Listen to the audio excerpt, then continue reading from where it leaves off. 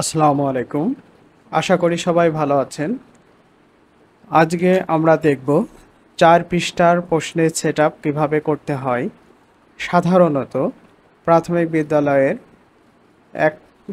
প্রথম শ্রেণী থেকে পঞ্চম শ্রেণী পর্যন্ত প্রশ্নগুলো হাফ সাইজে হয়ে থাকে এবং এপিট ওপিট হয়ে থাকে।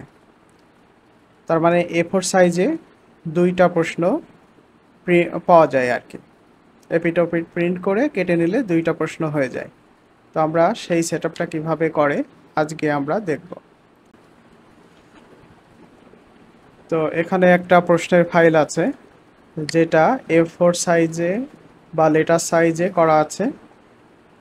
তো এখন আমরা সেটআপটা করে দেখি। তো এই জন্য আমরা লেআউট ট্যাবে যাব। লেআউট ট্যাবে যাওয়ার পরে প্রথমে সাইজে ক্লিক করব। পেজ সেটআপ থেকে সাইজে ক্লিক করব, পেপার সাইজ। তো পেপার সাইজে ক্লিক করার পরে আমরা A4 সিলেক্ট করে নেব। এরপরে আমরা ওরিয়েন্টেশনটা সিলেক্ট করে নেব। তো ওরিয়েন্টেশন পোর্ট্রেইটে আছে, এটা আমরা ল্যান্ডস্কেপ করে নেব। এরপরে আমরা মার্জিনে ক্লিক করব। মার্জিনটা নর্মাল আছে, তো আমরা এটা ন্যারো মোড সিলেক্ট করে নেব। ন্যারো অপশনে টপে 0.5, লেফটে 0.5, বটমে 0.5 এবং রাইটে 0.5 ইঞ্চি স্পেস আছে। এরপরে আমরা কলাম সিলেক্ট করে নেব। সাধারণত প্রশ্নগুলো 2 কলামে হয়ে থাকে। তো আমাদের প্রশ্নের সেটআপটা হয়ে গেল।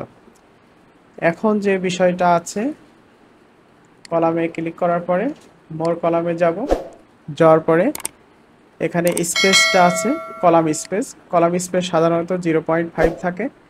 তো আমরা প্রশ্ন কাটার সুবিধার্থে স্পেসিং থেকে 0.8 অথবা 1 ইঞ্চি করে নিতে পারি।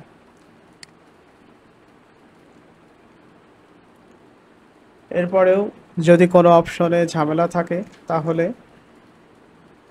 পেজ সেটআপের কোনো অপশনে ঝামেলা থাকলে আমরা ম্যানুয়ালি পেজ সেটআপগুলো নিজেদের মতো করে আবার এখান থেকে দেখে নিতে পারবো।